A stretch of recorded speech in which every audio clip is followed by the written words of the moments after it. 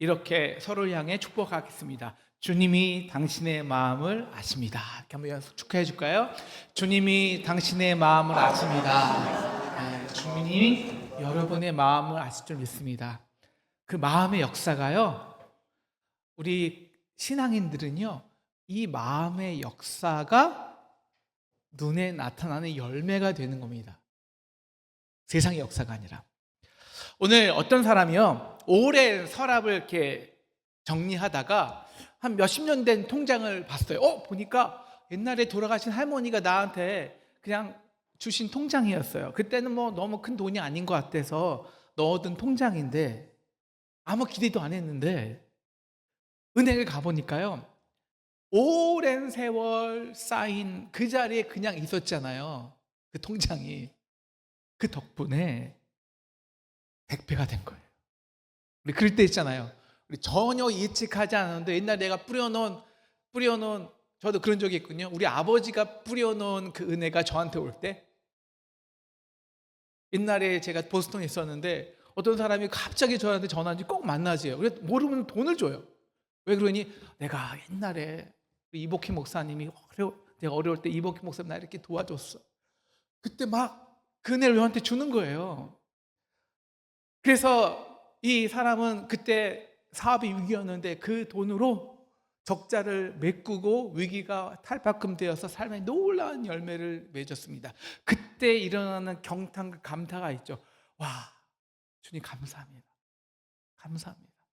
여러분, 이 세상에서 열매를 맺는 방식과 우리 하나님이 우리 성도들이 열매를 맺는 방식은 반대예요. 우리 세상 사람들은요, 그렇게 자기 힘과 열심히 노력으로 막 열매를 맺은 것 같아요. 다 맺거나 보니까 요새 그렇잖아요. 우리가 열심히 맺어도요, 그거 한 우리 성경 말씀대로 3분의 1은 세금 띄고요, 3분의 1은 우리 이자로 날아가고요, 3분의 1은 인플레이션으로 날아가고요, 좀 아까 남은 거는 그거 다 자녀에게 줘야 되는 거거든요. 다 없어지는 거예요. 내가 남긴 게 뭐지 내 인생에서? 없어요. 그런데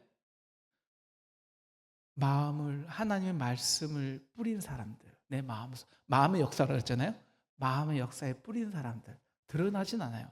감춰졌어요. 나타나진 않아요. 그런데 하나님이 그 속에 역사하세요. 모르는 사이, 부지 중에. 그럴 때 정말 나도 모르게 열매가 나타나요. 여러분, 열매가 뭡니까? 여러분, 열매를 우리는 스스로 맺을 수 있을까요? 아니요. 인간은 열매를 스스로 맺을 수 없습니다. 기껏 맺어야 뭐 좀 성공이죠. 근데 그거 우리가 가져갈 수 없잖아요. 영원히 남을 수 없잖아요. 진짜 가치 있는 열매는 뭘까요? 나로 인해서 생명이 살아가는 거예요. 살아나는 거예요. 30배, 60배, 100배의 열매를 거두는 겁니다. 열매를 내가 먹는 게 아니에요. 성경의 열매는 나로 인해서 다른 이가 생명을 얻고 보람을 얻고 가치를 얻고 살아나는 게 열매예요. 열매. 그런데 그 열매는 스스로 맺질 못합니다. 뭐가 있어야 되냐? 오늘 말씀에서 씨가 있어야 되고요. 두 번째, 씨가 땅에 떨어져야 돼요. 세 번째, 떨어진 씨앗이 심겨야 돼요. 네 번째, 심겨진 씨앗이 죽어야 돼요. 이게 말씀의 역사, 마음의 역사입니다. 여러분, 말씀이 심겨져야 생명이 터져 나옵니다. 심겨질 때 아무도 보이지 않아요. 마음 미치겠죠. 힘들고 어렵고. 그런데 보이지 않는 곳에서 조용히 썩고 있지만 내 모습은, 그러나 그 속에서 생명의 발화가 싹 트는 거예요. 씨가 어떻게 발화합니까? 생명력이 탁 터질까요? 씨 종피 썩을 때 그 썩은 영양분으로 인해서 생명이 발화하는 거예요. 그런데 우리가 씨 하나를 딱 볼 때, 여러분, 그 씨를 볼 때 그 안에 감춰진 그 놀라운 하나님의 나라를 볼 수 있는 사람이 누가 있을까요? 누가 그 씨를 보면서. 그런데 오늘 예수님은 마가복음 4장 31절에서 2절에서 이렇게 분명히 말씀하십니다. 하나님 나라는 진짜 우리가 그 겨자씨 하나를 같아요. 하나를 갖다 심는 것 같아요. 그런데 몰라요. 심기기 심길 때에는 땅의 모든 것보다 작은 거예요. 거기서 우리 스크랜턴 선교사님이 정동에서 여기 이 가난한 상동에 올 때 이 씨앗을 여기서 민족교회 수많은 민족의 열사들이 그 씨앗을 그게 볼 수 있었을까요? 없었을 거예요. 상상하지도 못했을 거예요. 우리 선배들이 그 믿음으로 그 씨앗을 뿌릴 때 우리를 통해서 이렇게 수많은 학교와 거기서 수천 명의 그 목사님들이 태어날 줄 상상했을까요? 그때? 아니요, 몰라요. 눈에 달 띄지 않아요. 볼품없고 하찮습니다. 그런데 그 안에 진짜 생명, 놀라운 생명이 감추어져 있죠. 그래서 오늘 말씀이 감추어진 씨앗입니다. 근데 씨는 그대로 있으면 아무 능력이 없어요. 반드시 심기고 썩고 죽어야 돼요. 그래야 생명이 터져 나오죠. 그래서 요한복음 12장 24절은 이 신비, 이 열매 맺는 생명의 열매를 맺는 신비에 대해서 이렇게 말합니다. 한 알의 밀이 땅에 떨어졌어요. 죽었어요. 근데 죽지 않으면 한 알 그대로 있어요. 근데 죽으면, 심기고 죽으면 많은 열매를 맺느니라. 이것이 우리 십자가를 경험한 사람들이 십자가를 통해서 인생에서 삶에서 열매를 얻는 방식이에요. 예수님은 그 십자가의 씨앗입니다. 그가 하늘 권세를 다 버리고 이 땅에 우리의 모습으로 떨어졌어요. 심겼어요. 심겼다는 말은 다른 게 아니에요. 우리의 질고를 지셨어요. 우리 안으로 들어오셔서 그 하나님의 전능을 버리시고 가장 가난해지시고 연약한 아기가 되시고 아픔을 알고 질고를 알고 고통을 알고 십자가에 우리의 죽음을 대신 죽었다고요. 우리의 그 고난과 죽음 가운데 완전히 심겨진 거예요. 완전히.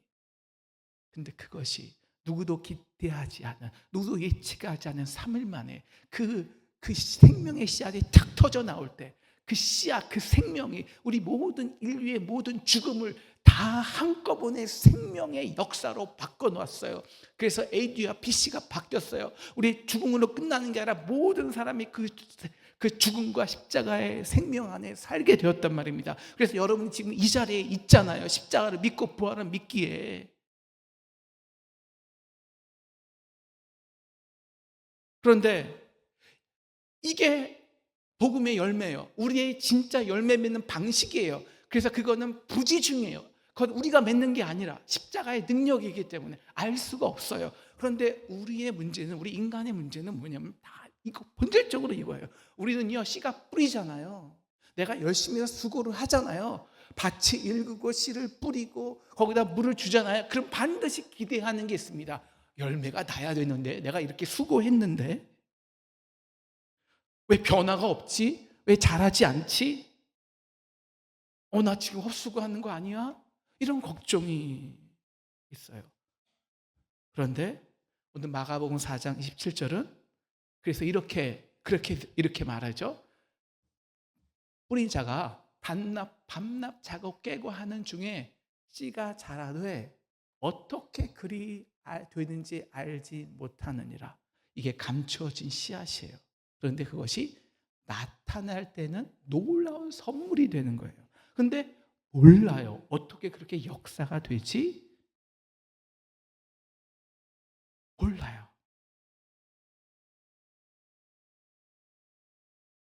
그러니 농부 입장에서는 이게 너무 힘든 거예요. 자라나지 않잖아요.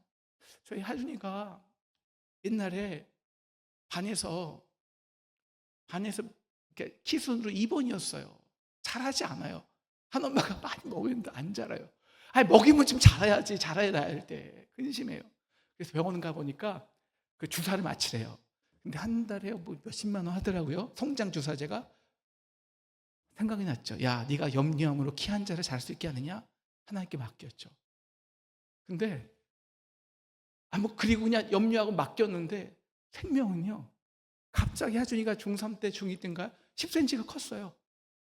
병원에서는 얘는 얘는 167이 명확한 한계예요 말했거든요. 지금 170 넘었어요. 172예요. 언제 이렇게 컸어? 우리가 하죠. 아이들, 야, 오래간만에 아이들 보면, 야, 너 언제 이렇게 컸어? 생명이니까. 인간이 키우는 게 아니니까. 근데 우리는요, 그런 거예요. 아, 내가 이렇게 수고했는데, 내가 이렇게 열심히 뿌렸는데, 왜 나타나지 않아? 그러니까 맨날 아침마다 밤낮으로 가보는, 오늘 좀 자랐을까? 오늘 좀 자랐을까? 아이고, 안 자라지? 걱정하는 거예요. 그런데 이 생각을 철저하게 무너뜨리는 것이 우리 마가복음 4장 28절입니다. 마가복음 4장 28절 이렇게 나오죠. 함께 읽겠습니다. 시작. 땅이 스스로 열매를 맺되 처음에는 싹이요, 다음에는 이삭이요, 그 다음에는 이삭의 충실한 곡식이라. 누가 열매를 맺는 거예요? 누가? 땅이 어떤 땅? 심겨진 땅. 내가 아니에요. 땅이 열매를 맺는 거예요. 심겨진 씨앗이 죽을 때 거기서 그 땅의 비료와 양분을 통해서 열매를 맺는 거예요.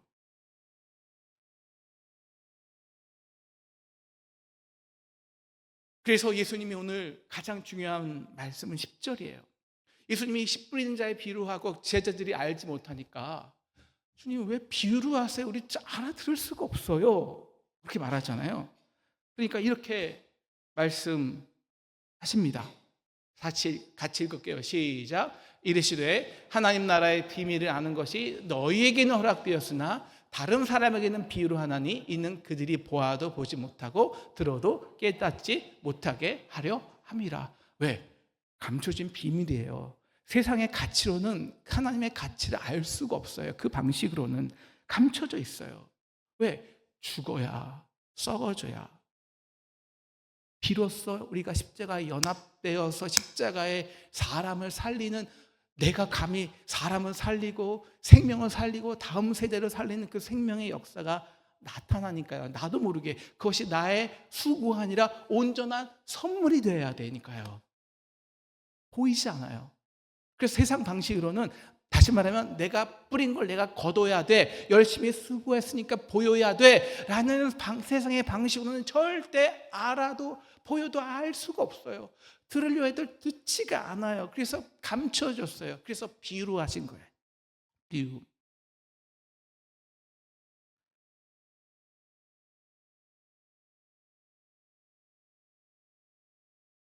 하나님의 방식으로 심겨질 때 세상의 것으로는 도저히 따라올 수 없는 역사가 이 땅에 태어났습니다. 이게 지금까지 우리가 보아온 기독교의 2000년의 역사예요. 2000년의 역사.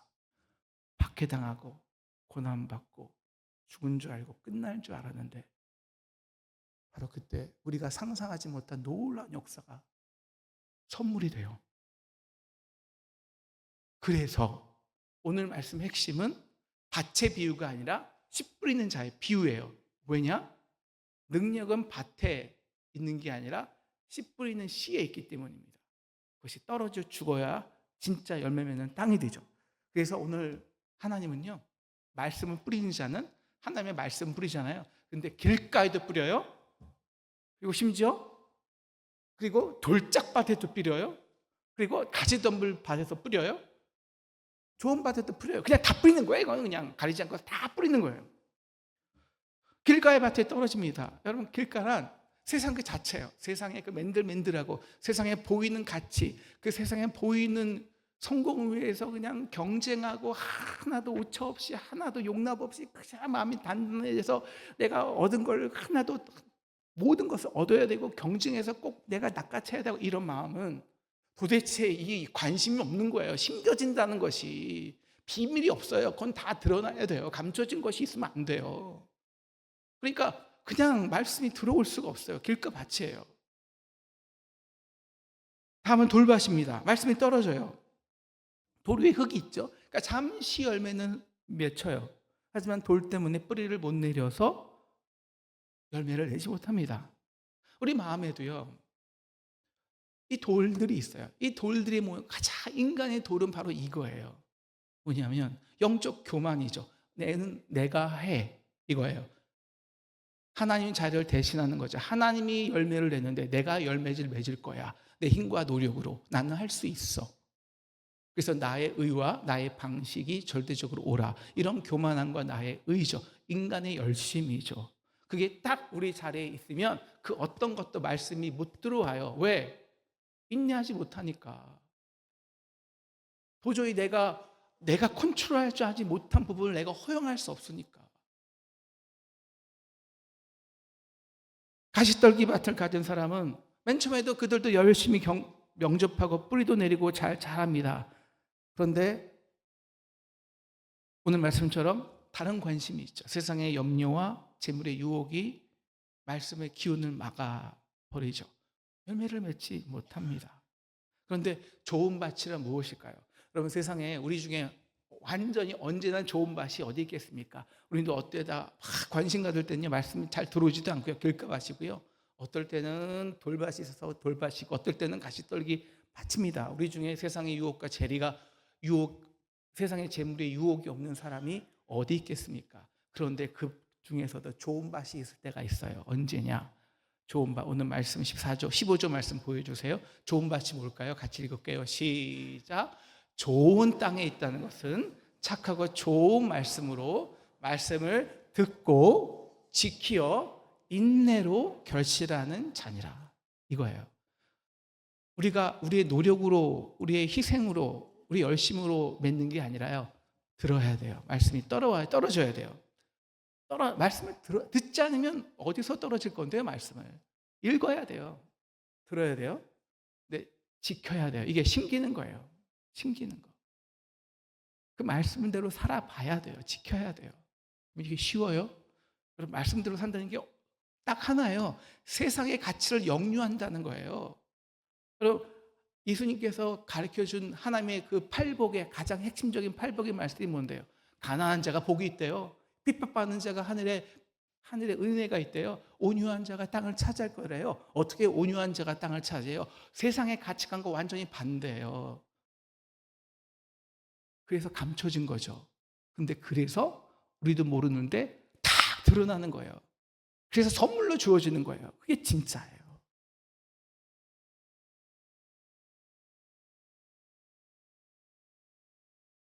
그래서 그는 가장 중요한 것은 인내하는 거예요. 말씀을. 근데 힘들죠. 이게 겸손이에요. 이게 겸손. 보이지 않는데, 내가 수고해도 변화하지 없는데 그 자리에 그냥 지키고 있는 것. 이것이죠. 근데 돌짝의 문제는 뭐냐? 이 인내가 없어요. 왜 인내가 없는 줄 아세요? 오늘 13절의 말씀에 그 핵심이 있어요. 뭐냐면 말씀을 들을 때는 기쁨으로, 다른 성경 구절을 즉시 기쁨으로 받아요. 즉시. 왜? 내 생각하고 어쩜 이렇게 똑같아. 어떻게 나의 가치나고 이렇게 말씀이 똑같이 이거 내 생각이네. 나에게 너무너무 적용이 잘 되네. 꿀같이 다네. 왜? 나의 상황과 맞추니까. 그러면 말씀이 통해서 우리 삶이 변화될까요? 아니요, 전혀 변화가 없어요. 왜? 그냥 내 생각과 똑같은데, 기쁜데, 즐거운데. 하나님의 나라가 이 땅에 어떻게 태어나는데요? 그냥? 아니잖아요. 그럼 복음은, 여러분과 제가 믿는 복음은 다른 거 없어요. 십자가에 함께 연합해 죽을 때 그때 기대하지 못한 생명이 태어나는 거예요. 이게 복음의 딱 하나예요. 딱 하나. 그래서 우리는 이 자리에 있는 거예요. 근데 우리가 우리 은혜를 내가 혼자 내 능력으로 죽을 수 있다고요? 아니요. 우린 절대 내 능력으로 죽을 수 없어요. 그래서 오늘 예수님이 하신 게 있어요. 가리지 않고, 저는 굉장히 효율적인 사람이었어요. 저는 경영학도 했기 때문에. 그래서 투자 대비 효과를 굉장히 중요하게 생각하는 사람이에요. 그럼 저라면, 여러분이라면 과연 여러분, 제가 옛날에 제 집안에 있는 집안의 그 집 앞마당에 조그만 그 야채, 고추를 해보려고 코스트코에 갔는데 종자가 너무 비싼 거예요. 씨앗 되게 비쌉니다. 그 귀한 씨앗을 돌밭에 뿌릴 사람이 있을까요? 그 귀한 씨앗을 가시떨기에 딱 뿌릴 사람이 있을까요? 심지어 길가에 뿌린다고요? 돈을 낭비한다고요? 아니요. 지금도 세상의 모든 투자의 가치는 우리도 좋은 사람만 뽑는 거예요. 좋은 땅, 투자할 때 이익이 날 만한 땅에 투자하지, 아무리 헛수고해도 열매가 안 날 땅에 누가 거기다 수고하고 헌신하겠습니까? 왜? 이게 세상의 가치예요. 그런데 오늘 예수님은 이게 프리 그레이스예요. 다 뿌려요. 길가에도. 왜 그럴까요? 땅이 스스로 열매를 맺습니다. 돌짝이라도, 가시덤불이라도. 왜? 그 속에 십자가의 은혜가 떨어지고 죽기만 하면 열매를 맺는 거예요. 그래서 가리지 않는 거예요.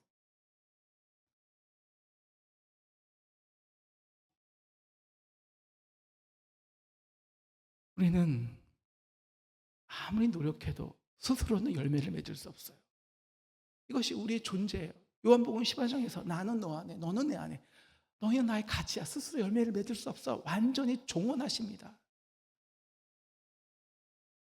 아무리 좋은 땅이어도 씨가 없으면 생명은 없습니다. 근데 우리는 문제는 그거예요. 우리는 스스로 죽을 수 없어요. 어떻게 우리가 오리를 가진데 심리를 가져요? 어떻게 저런 사람을 용서할 수 있어요? 어떻게 내가 저런 사람을 내가 이만큼 인내하면 되지 또 인내하라고요? 또 참으라고요? 이건 우리가 못해요. 인간의 제일 힘든 게 죽는 거예요. 그래서 우리도 십자가에 함께 은혜로 떨어져야 돼요. 내가 죽는 게 아니에요. 말씀의 역사를 붙들고 있을 때, 말씀이 우리 안에 역사하기 시작할 때, 십자가의 은혜가 내게 떨어지기 시작할 때 비로소 그때 역사하는 게 있어요. 이 능력이 뭐냐면 정말 내 힘으로 죽을 수 없는 걸 죽어지게 하는 거예요. 야, 내가 저런 사람을 용서할 수 없는데, 근데 생명의 역사가 내게 말씀 안에서 역사하게 되면 그 능력이 뭐냐면 절대 내가 용서할 수 없는 사람을 용서하게 돼요. 야, 내가 이거 어떻게 참아? 야, 이거 못 참지. 여기서 끝날래 할 때 그 십자가의 은혜가 뭐냐면 나를 거기 버티게 해요. 은혜 때문에. 내 힘이 아니라 하나님의 은혜 때문에 거기를 지키게 해요. 인내하게 한다는 거예요. 내 힘이 아니라 십자가의 은혜로 인해서 내가 인내하고 그 자리에 여전히 머무는 자가 돼요. 이게 심기고, 그래서 나도 모르게 그 은혜로 함께 십자가에 죽는 거예요. 죽는 거. 그때 우리 능력이 아닌 우리의 모든 죄와 저주와 죽음을 지고 사흘 만에 모든 사람을 놀래키게, 로마 정권을 무너뜨리게, 그 생명의 무덤을 뚫고 나와서, 돌무덤을 뚫고 나와서 생명의 역사를 내신 예수의 생명의 역사에 동참하는 자가 되는 겁니다. 이게 복음이에요. 감춰진 비밀이 드러날 때예요. 그래서 절대 우리가 할 수 없는 그 생명의 열매를 30배, 60배, 100배 열매를 내는 것입니다. 여러분, 한 농부가 가서 씨를 뿌렸어요. 우리는 매일매일 얼마나 자랐을까 확인하고 싶어 합니다. 그런데 눈에는 아무런 변화가 없잖아요. 근데 요새 카메라 기술이 좋아졌잖아요. 그래서 여러분이 카메라를 찍고 타임랩스라는 게 기술이 있어요. 타임랩스로 20일간 카메라를 다 켜보십시오. 20일간 다 카메라를 킨 다음에 그것을 20배속으로 돌려보세요. 싹이 자라나는 게 보일까요? 안 보일까요? 20배로 보면, 20일 동안 20배로 보면 보일까요? 안 보일까요? 보여요. 분명히 자라나고 있어요.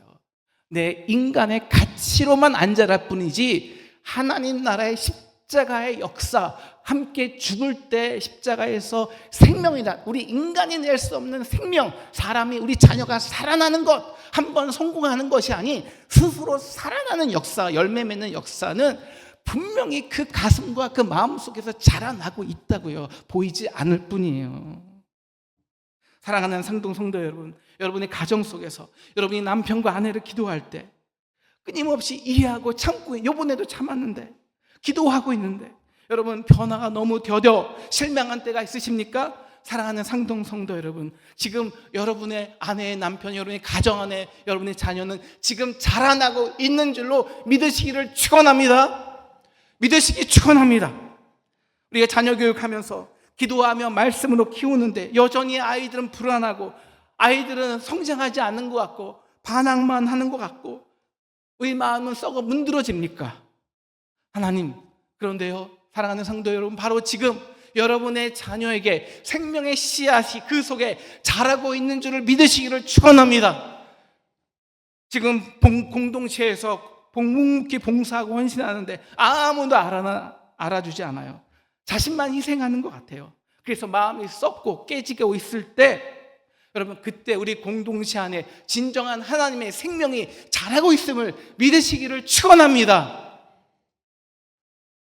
몇 해 전 동남아시아의 한 도시에 선교사님이 개척을 시작하셨어요.